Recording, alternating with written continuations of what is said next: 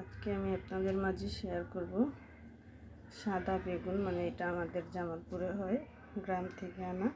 এটা দিয়ে কীভাবে ইলিশ মাছ দিয়ে রান্না করি। প্রথমে আমি বেগুনগুলো কেটে নিব, 4 ফালি করব বেগুনগুলো।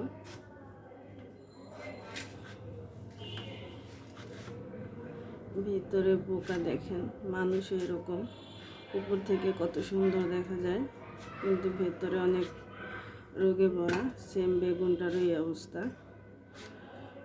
ভিতর থেকে বোঝা যায় না, উপর থেকে বোঝা যায় না যে বেগুনটার শরীরে কোনো পোকা দিছে। অবশ্য কাটার পরে বুঝতে পারলাম যে ওর ভিতরটা পোকা দিচ্ছে। এই যে দেখেন, বেগুনগুলো আমি 4 ফালি করে কেটে নিলাম।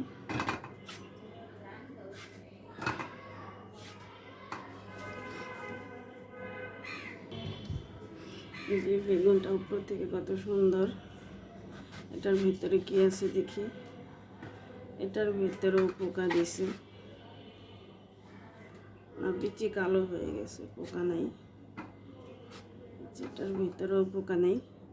এটা দেখতে যেরকম গোলুমলু, ভিতরেও গোলুমলু, ভিতরেও পোকা নেই।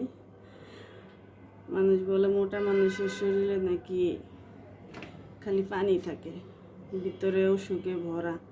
এই বেগুনটা অসুখ নেই, কিচ্ছুই নেই। বেগুনগুলো কাটা শেষ। বেগুনগুলো আমি সুন্দর করে দিয়ে নেব।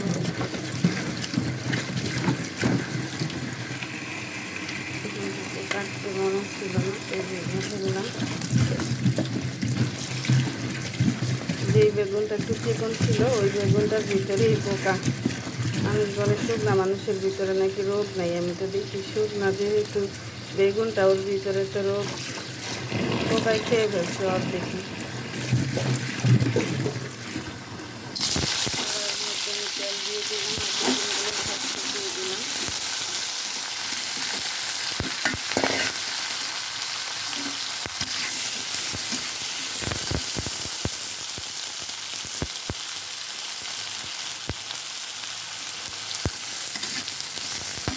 জালটা জ্বলে গেছে, বেগুনগুলো আমি একটু ভেজে নেবো হালকা লবণ হলুদ দিয়ে। রান্না করতে এসে দেখি লবণের বয়ম খালি। কয়দিন থেকে ভাবতেছি লবণ নিয়ে আসবো মনে থাকে না। এখন রান্না করতে এসে তো বিপদে পড়ে গেলাম, লবণ নেই। গ্যাস ক্লিয়ার করা, এখন উপরে যেতে হবে মার বাসায়, লবণ আনতে হবে। বয়মে অল্প একটু ছিল, ওটা দিয়ে দিচ্ছি। ওটা দিয়ে আমি ভেজে নেব। অনেক সময় এরকম হয়, রান্না করতে গেলে হয়তো বা লবণ শেষ হয়ে যায়, হলুদের গুঁড়ো মরিচের গুঁড়ো নিতে যাওয়ায় অথচ খেয়াল থাকে না নিয়ে আসবো। এরকম প্রায় আমার হয়, ভুলে যাই। কি আর করবো, যেটুকু আছে অতটুকু দিয়ে চালিয়ে দিই, তারপরে না হয় নিয়ে আসবো। অল্প একটু হলুদ গুঁড়ো দিয়ে দিলাম, সুন্দর করে ভেজে নিব। ইলিশ মাছটা বেগুন ভেজে দিলে কি হয়, ইলিশ মাছের গ্রানটা খুব সুন্দর আসে, খেতেও ভালো লাগে। আমরা ইলিশ মাছ রান্না করলে বেগুন ভাজি করেই দিই তেলের উপর। তো আমার বেগুন ভাজিগুলো প্রায় শেষ। এই যে আমি মাছগুলো উপর থেকে দিয়ে দিলাম, একটা কাঁচামরিচ দিয়ে দিব। কাঁচামরিচটা উপর থেকে দিলে কাঁচামরিচের গ্রানটা ভালো আসে।